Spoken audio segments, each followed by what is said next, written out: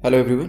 इस लेक्चर में हम डच के बारे में डिस्कस करेंगे। डच जो थे ज़्यादा लंबे समय तक इंडिया में नहीं टिक पाए, हालांकि काफ़ी इंपॉर्टेंट चीज़ें उन्होंने इंडिया के अंदर अचीव करी। अगर बात करी जाए तो कमर्शियल इंटरेस्ट से, प्योरली कमर्शियल इंटरेस्ट से जो डच थे वो इंडिया में आए थे। नेदरलैंड ने बेसिकली अपनी काफ़ी सारी छोटी छोटी कंपनीज़ को मर्ज करके एक कंपनी बनाई थी जिसका नाम था east India company of Netherland. और जस्ट लाइक ब्रिटिशर्स की जो कंपनी थी east India company of British, उसी के तरीके से इस कंपनी को भी एम्पावर किया गया था कि आप चाहो तो वॉर कर सकते हो, चाहो तो ट्रीटीज़ को कंक्लूड कर सकते हो और चाहो तो इवन टेरिटरीज़ को भी पोजेशन में ले सकते हो।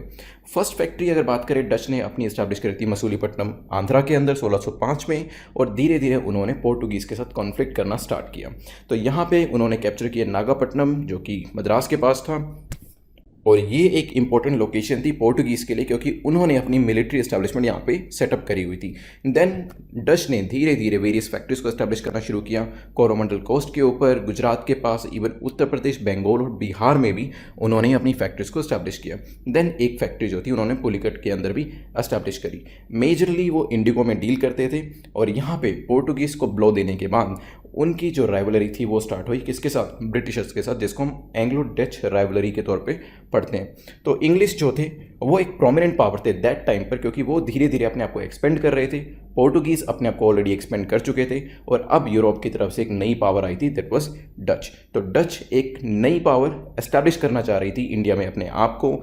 इसी वजह से जो ऑलरेडी एग्जिस्टिंग पावर्स थी उनके साथ कॉन्फ्लिक्ट होना लाजमी था। अंग्रेज़ों और डच के बीच में कमर्शियल राइवलरी होने की वजह से काफ़ी ज़्यादा बैटल्स हुई और दोनों की तरफ से काफ़ी ज़्यादा ब्लडशेड भी देखा गया। लेकिन इवेंचुअली अंग्रेज़ों ने और डच एम्पायर ने एक ट्रीटी करी जिसके हिसाब से कहा गया कि अंग्रेज़ जो होंगे, ब्रिटिशर्स जो होंगे, वो इंडिया में अपने कमर्शियल इंटरेस्ट को एक्सपेंड करेंगे, और जो डच होंगे वो इंडोनेशिया में अपने कमर्शियल इंटरेस्ट को एक्सपेंड करेंगे। और ब्रिटिशर्स जो हैं वो डच को इंडोनेशिया में परेशान नहीं करेंगे, और डच लोग जो होंगे वो ब्रिटिशर्स को इंडिया में परेशान नहीं करेंगे। ये दोनों के बीच में एक कॉम्प्रोमाइज़ जो था वो एस्टैब्लिश हो गया।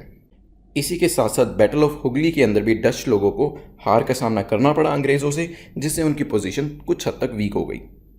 अगर अंग्रेज़ों से कंपैरिजन किया जाए, जो डच एम्पायर थी वो कभी भी एम्पायर बिल्डिंग नहीं करना चाहती थी इंडिया के अंदर। उनका बेसिक ऑब्जेक्टिव था कमर्शियल एक्टिविटीज़ को एक्सपेंड करना, और इसी वजह से वो इंडिया में आए थे। जब उनको लगा कि इंडोनेशिया के अंदर उनकी जो कमर्शियल इंटरेस्ट है वो ज़्यादा अच्छे रहेंगे, तो उन्होंने इंडोनेशिया में शिफ्ट करना बेहतर समझा, और ये इंडिया जो था, इंडिया को छोड़ दिया किनके लिए? अंग्रेज़ों के लिए। और इसी शिफ्ट के कारण जब इंडोनेशिया में डच एम्पायर पूरी शिफ्ट हो गई, आप ज़्यादा डच के बारे में नहीं पढ़ते हैं इंडियन हिस्ट्री में, जैसे कि आप ब्रिटिशर्स के बारे में पढ़ते हैं या फ्रेंच के बारे में पढ़ते हैं या पोर्टुगीज़ के बारे में पढ़ते हैं। तो अभी हम जो हैं डच को यहाँ पे कंप्लीट कर चुके हैं इस छोटे से लेक्चर के अंदर। आगे आने वाले लेक्चर में हम जो इंग्लिश है उनकी एम्पायर कैसे एक्सपेंड हुई उसके बारे में पढ़ेंगे। Thanks for watching.